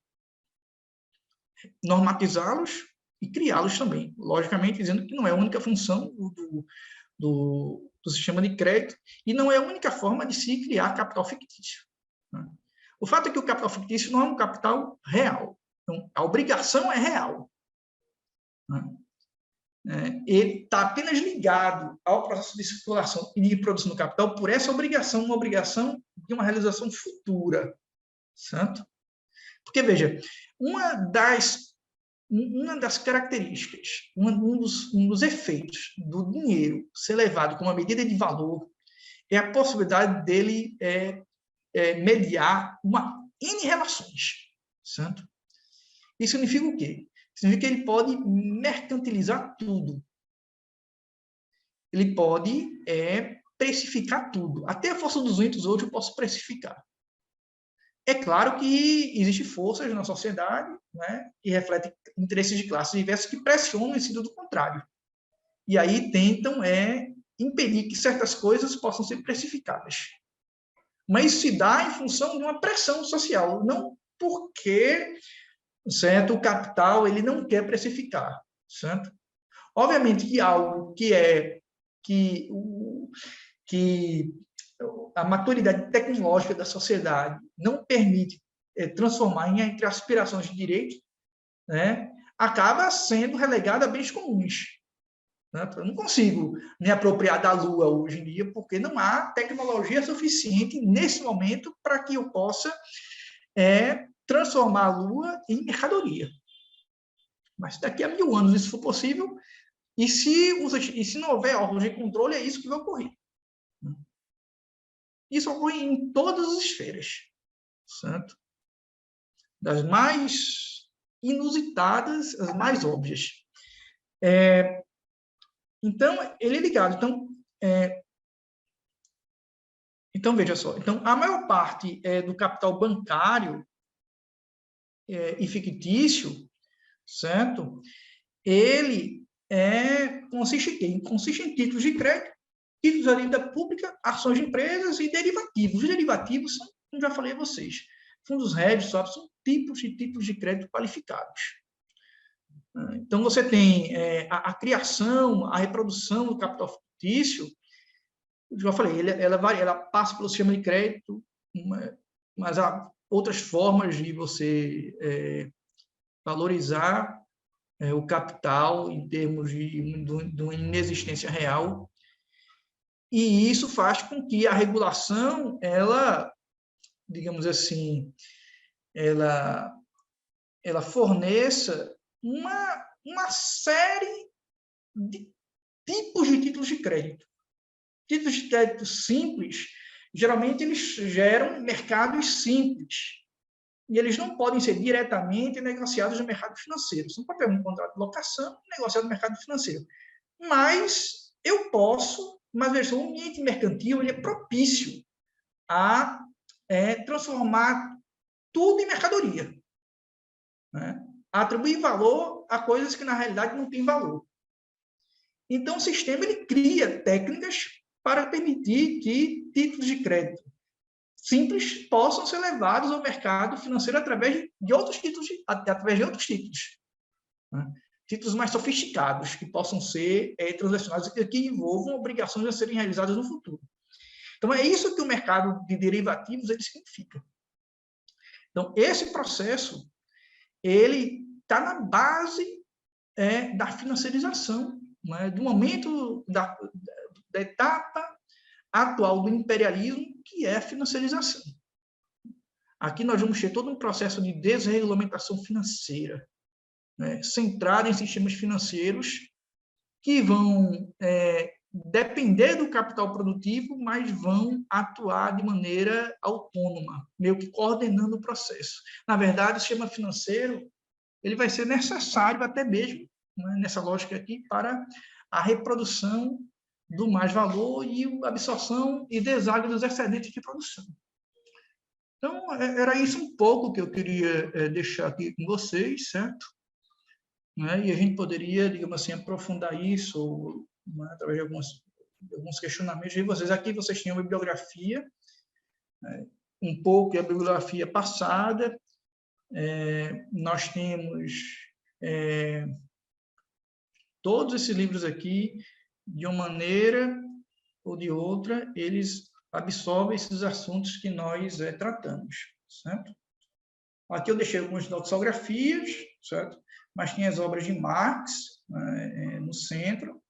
Como já falei a vocês, é interessante ler o Capital.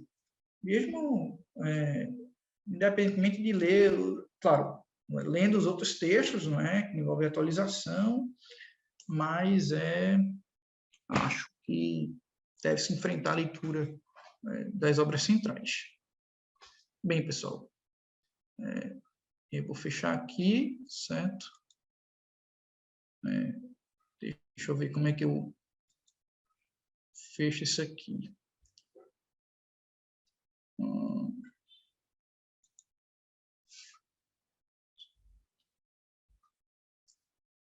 Se eu saio de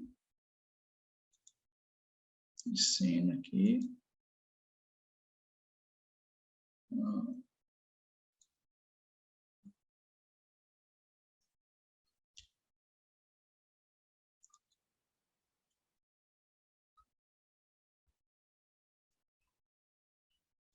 A independência dos bancos centrais, ela eu estou vendo aqui algumas perguntas, ela é peça-chave desses processos, certo? Que, na verdade, o Banco Central ele não vai ser independente. O que está se querendo, na verdade, digamos assim, cortar os instrumentos que o Banco Central tem de interferir no mercado financeiro. Não tem como o Banco Central se independer. A tal da independência do Banco Central significa, na verdade, o quê? Cortar os instrumentos que o Estado tem de intervir no mercado. É isso que significa a tal da independência do Banco Central. E é isso, veja só, esse momento que nós vivemos hoje é um momento mais de ultraliberalismo, uma radicalização do neoliberalismo. Qual é a diferença disso para a década de 90? É que agora está se quebrando qualquer possibilidade de intervenção do Estado em flexionar políticas sociais e econômicas. E a independência do Banco Central ela é um desenvolvimento das agências reguladoras. Certo? Boa colocação. Certo?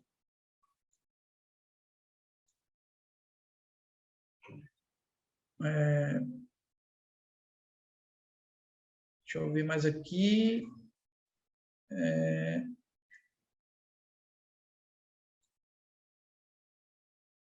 Deixa eu ver aqui mais. Deixa eu ver mais aqui.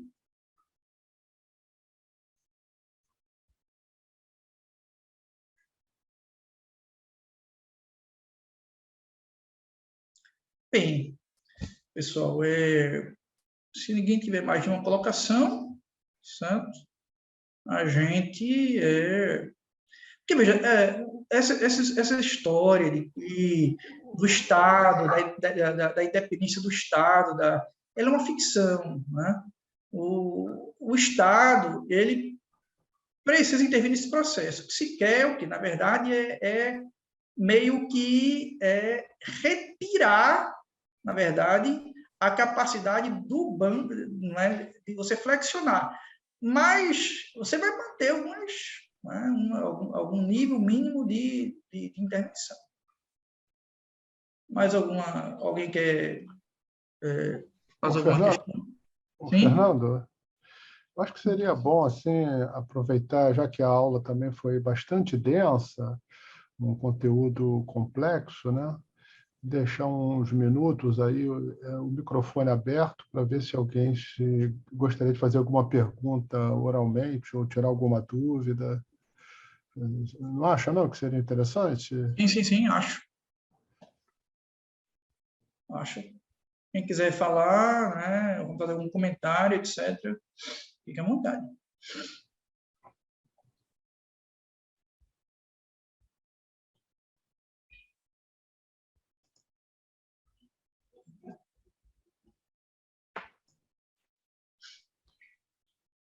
Bem, pessoal, os slides eu vou deixar, certo? Vou mandar para vocês, perfeito? Uhum. Então, bem, então, se ninguém tiver mais nada, né, o professor quer comentar alguma coisa, falar alguma coisa, fazer algum acréscimo? Não, eu só estava com essa sugestão de deixar um pouco o microfone aberto, né? Assim, claro que as pessoas acabam também ainda no sentido da vontade, né, de intervir, né? Mas eu acho que talvez assim combinar assim, essa comunicação através do chat com um espaço também de intervenção oral, né, direta, seria interessante para incentivar um pouco esse diálogo, né, Ótimo.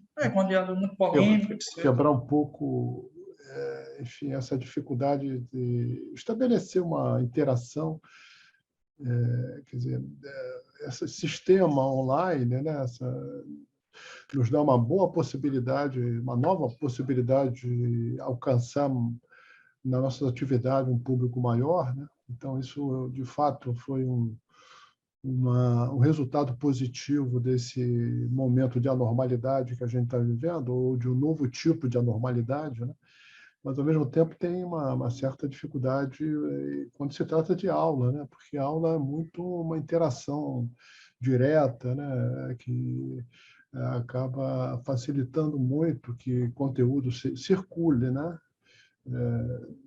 Então, mas porque, bom, tem sempre uma certa barreira para essa interação acontecer, né? Então, a gente também tentar superar essa barreira é importante para aproveitar o lado positivo dessa ferramenta, né? Ao mesmo tempo que é alcançar uma grande quantidade, fazer coisas que a gente não conseguiria fazer limitado apenas a uma atividade presencial, mas ao mesmo tempo superar um pouco essa barreira de uma relação dialógica, né? Aqui tem algumas pessoas que ficam pensando um pouco sobre o aumento dos aluguéis, como esse processo de financiarização impactou no aumento dos aluguéis. Fernando? Exato, certo. Os aluguéis são expressão disso. É uma pergunta aqui da Marília Belo. Tá? Perfeito. Os aluguéis são expressão disso, certo? Agora, claro, né, a gente sabe o quê? Essa relação da taxa de juros, o aluguel é um tipo de juro na prática. Né? Ele não é diferente de um empréstimo em dinheiro, mas ele é um tipo de dividendo. E ele está sujeito, na verdade, à variação, não é, da oferta e da demanda. Então, você tem, claro, a solvabilidade das famílias, né? Ela está ligada, ela impacta nisso. Aqui em Recife, a gente viveu na pandemia uma baixa de aluguéis em função de que as pessoas estavam perdendo seus empregos, a atividade produtiva estava refreada, porque o processo de circulação de mercadoria diminuiu. Um dos efeitos da pandemia foi esse, reduzir o processo de circulação da mercadoria, né? E isso se refletiu, obviamente, certo, em gerar excedentes de trabalho, ou seja, desemprego, e isso, lógico, levou uma pressão para uma queda nos preços. A gente podia, Fernando, talvez acrescentar isso, o fato de que toda essa dinâmica de financiarização da economia, da sociedade, do próprio Estado, né? Que é disso que se trata, né? Quer dizer, nós estamos diante de um movimento de financiarização, enfim, completa, quer dizer, completa, com uma expressão de totalidade, né?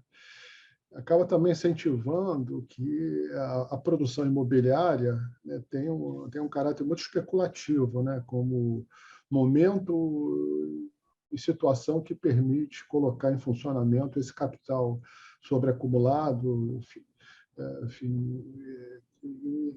com características de um capital fictício, né, que busca a sua rentabilidade em si mesmo.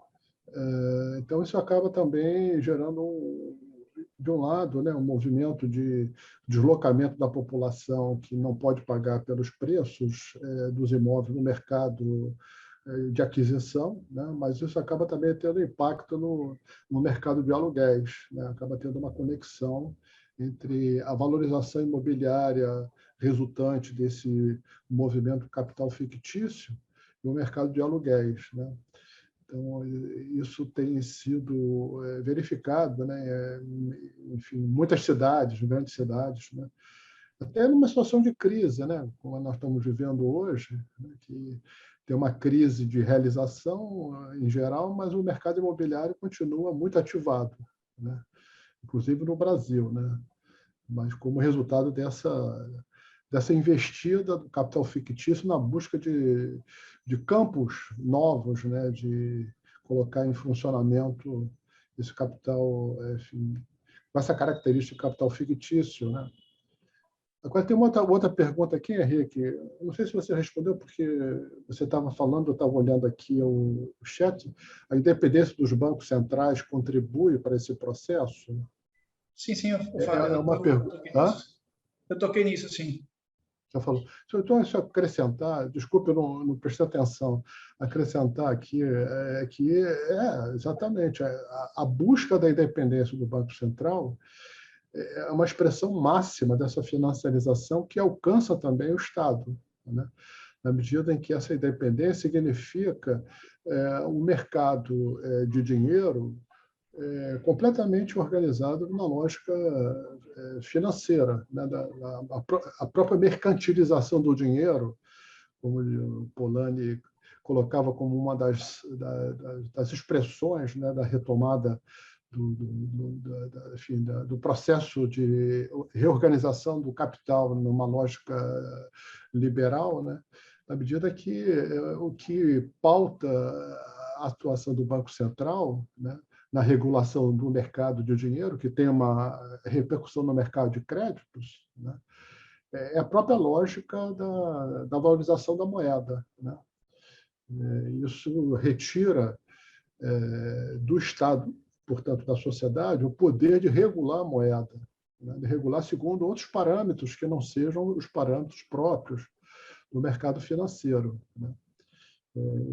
Enfim, levando em consideração outros aspectos, né?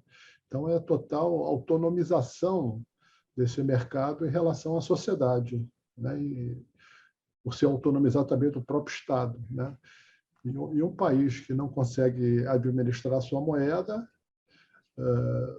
perde também a capacidade de administrar a sua economia segundo os objetivos construídos, identificados pela sociedade, né? Então, a independência dos bancos centrais é uma etapa avançada, né, desse processo de financiarização, na medida que expressa a autonomização da moeda das regulações sociais. É isso, Fernando? Perfeito, professor, bem colocado. Lembrando que, na verdade, o Banco Central ele acaba, digamos assim, sendo desprovido dos instrumentos, né, para intervir nas políticas sociais e econômicas do país. Então, pois é. É isso que significa a independência, né? Você cortar, né, os braços do Banco Central. Se você considerar que a política do Banco Central do Brasil e dos outros países, né? Quer dizer, as decisões deles são pautadas naquilo que eles chamam de fixação das expectativas, né? Que, na verdade, é construída com base numa avaliação que as autoridades monetárias do banco fazem dos atores, a partir dos atores do mercado financeiro, do mercado de moeda, né? O que vai acontecer? Vai subir a taxa de juros, vai diminuir, a inflação vai aumentar ou vai diminuir? Então, o parâmetro mesmo de atuação do banco, autonomizado completamente, já é um parâmetro dos atores do mercado, né? E, portanto, qualquer outra consideração que tenha a ver com outros objetivos do Estado, né, são secundárias. Entendeu? Então, não só autonomia no sentido da forma institucional que o banco toma, que indica o presidente, o mandato, essas coisas todas que a gente está vivendo agora, né? Porque é recente essa autonomização do Banco Central, mas também nos procedimentos do banco, dos bancos centrais, né? Que eles administram a moeda a partir das expectativas dos próprios atores, né? Sim, tem uma outra pergunta, professor. Pergunta aqui. Eu leio e você responde, então, para dinamizar aqui. A entrada de capital externo em um país com economia instável ameaça a soberania de uma nação ou existe medidas protetivas? Bela questão. A entrada de capital externo, ela sempre ameaça a soberania de uma nação. Então, claro, o nosso modelo que que foi instituído aqui, é o modelo em que a ação do capital estrangeiro, de investimento, nos países, sobretudo periféricos, são os países de mais economia instável, elas têm um papel no processo de extração de mais valor, né, da periferia para o centro. Então, aquele mesmo microcosmos que eu falei para vocês ocorre a nível global a partir da ação do capital estrangeiro. E é uma forma dos europeus e dos americanos resolverem as contradições no seu país em termos de promover seu desenvolvimento e amenizar suas contradições sociais. Nada pode ser analisado sem considerar isso. Ou seja, a ação de grandes corporações transnacionais na nossa economia, ela permite a transformação de capital, de trabalho e recurso em capital, certo? E a evasão de divisas. E isso, é lógico que isso afeta a soberania nacional. Que há medidas que possam ser utilizadas para isso, podem. Não estou dizendo que você deva, que a ação do capital estrangeiro ela não é benéfica, estou dizendo que ela tem esse efeito colateral. E há formas, claro, de controlar isso. Na década de 60 houve um movimento, sustentado por João Goulart, que era uma das reformas de base, que uma dessas reformas era controlar a remessa de lucro de grandes corporações transnacionais. Mas toda vez que se toca nisso aí, obviamente que tocar nisso aí é tocar na desregulamentação do sistema financeiro. A regulamentação do sistema financeiro, a desregulamentação do sistema financeiro, ela passa pelo fluxo do capital estrangeiro.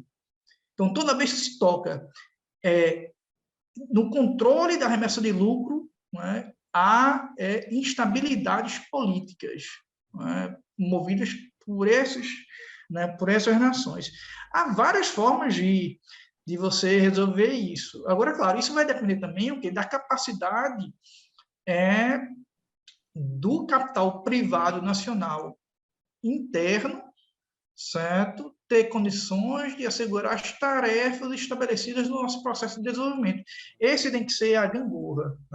Aquelas áreas, obviamente, em que o capital nacional privado não tem condições de investir, seja porque não tem tecnologia suficiente, seja porque não tem interesse, ou ele deve ser direcionado a se associar com capital estatal de investimento, ou o capital estrangeiro de investimento tem que ser estimulado a investir junto com ele, a partir do controle do Estado.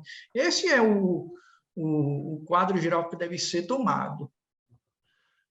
Fernando, só então adicionando o que você está falando, a pergunta é da Mariana Trindade, né? Se a entrada do capital externo num país de economia instável, né? Em que medida essa soberania, a soberania da nação é ameaçada? É uma pergunta interessante, porque também assim, depende, primeiro, do grau de moeda efetiva que um país tem.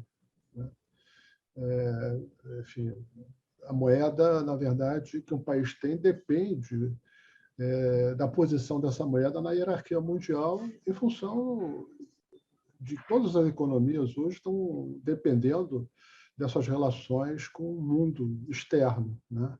Então, as moedas são mais moedas ou menos moedas na medida que elas têm o poder, a capacidade de serem moedas de transação dessas relações internacionais, né? Então, a moeda do mundo é o dólar, né?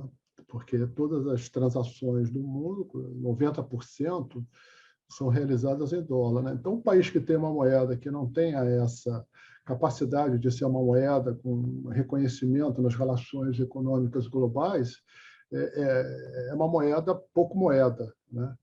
Então, aí sim, nesse sentido, a total exposição de um país a essas entradas de capital externo, né, torna um perigo para a manutenção da soberania, né, na medida em que se estabelece uma relação de profunda desigualdade nas relações entre as moedas, né? O Brasil, na verdade, essa situação, né, vem se tornando aceleradamente uma plataforma de reciclagem do capital global, então, que vem aqui não para se ancorar em processos materiais de produção, mas simplesmente para reciclar esse capital, né? E, ao mesmo tempo, a isso corresponde, como resultado dessa fragilidade da moeda, né, a uma política de atração desses capitais voláteis como maneira de financiar as relações internacionais, as relações econômicas globais, né? Todos esses países periféricos estão obrigados, né, a manter um superávit,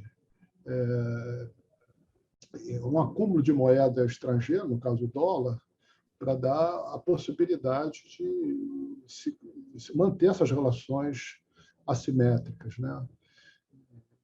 E isso faz com que essas economias tenham uma política de atrair esses capitais voláteis para poder fazer esse superávit, né? Ao contrário do que possa parecer, né, que ter esse superávit é uma vantagem, de certa maneira é uma vantagem na medida que as relações com o mundo externo não ficam tão fragilizadas. Mas isso nos obriga a uma dinâmica de manter a nossa dependência, a nossa condição de país subalterno nas relações financeiras e econômicas, porque a gente tem essa obrigação de trazer esse capital volátil para cá para poder esse superávit ser mantido, né? Isso é resultado da nossa fragilidade da moeda, claro, também das escolhas que foram feitas pelas coalizões de poder que governam esse país já há algum tempo, onde os interesses financeiros são hegemônicos, né? Poderia ser diferente, quase foi diferente. Ou seja, como estava dizendo o Fernando, né, aproveitar essa entrada de capital para financiar, de fato, processos produtivos materiais, né? Mas as tentativas nessa direção foram fracassadas, não porque elas eram erradas, foram fracassadas porque contrariaram interesses dessa coalizão comandada pelos interesses financistas, né? De certa maneira, o golpe de 2016 tem muito a ver com isso. Então, sim, ameaça a nossa soberania, mas também, de certa forma, é uma escolha dessas coalizões internas, né, onde esses interesses financeiros são hegemônicos e impõem essa subalternidade nossa em termos de moeda, né? E, historicamente, o capital privado nacional ele nunca teve não só no Brasil, mas na América Latina, ele nunca teve uma inspiração própria, ele nunca teve interesses próprios. Historicamente, o sonho deles era o quê? Era consumir em Paris e Nova York. Nunca houve, não é, um projeto político econômico próprio do capital privado nacional, tanto aqui no Brasil como na Argentina, na América, na Bolívia. Então, isso facilitou os processos de associação, de cooptação. Nossa economia ela sempre foi vista pelas elites dominantes como economias complementares mesmo. Isso como processos autofágicos, ou seja, consumir o que é de fora. Nunca houve uma... Todas as articulações, todos os movimentos, de uma perspectiva mais nacionalista, mais de resistência, mais independentista, ela partiu de onde no Brasil? Partiu da classe média, das massas operárias, das massas camponesas, não partiu do capital privado nacional. É um bom debate esse, né? O Henrique está aqui reivindicando, o Fernando, que essa interação agora, daqui para frente, a partir da aula de hoje, seja mais através dessa conversa que a gente está tendo agora do que através do chat, tá? Certo, você reflete aí sobre a tua dinâmica, não, né? Tudo bem, como vocês... Eu acho que está bom também, para mim está ok. Uhum. Tem outra pergunta aqui, professor. As elaborações da teoria marxista da dependência, elas podem auxiliar no entendimento dessa condição de subalternidade. Claro, é perfeito isso, sim, elas auxiliam sim. O marxismo, ele é um instrumental, pessoal, né, que ele serve... Claro, ele tem suas contradições, suas deficiências, mas dentro das teorias críticas, é a que mais oferece, digamos assim, um potencial de compreensão da realidade, certo? Então, ele fornece uma boa base metodológica para se compreender e enfrentar as questões atuais. Claro que você tem uma variação enorme. Quando fala em marxismo, a gente fala em uma floresta com várias linhas, mas existe uma base comum, vamos dizer assim, em qualquer linha dessa, que é essa base que a gente está discutindo aqui.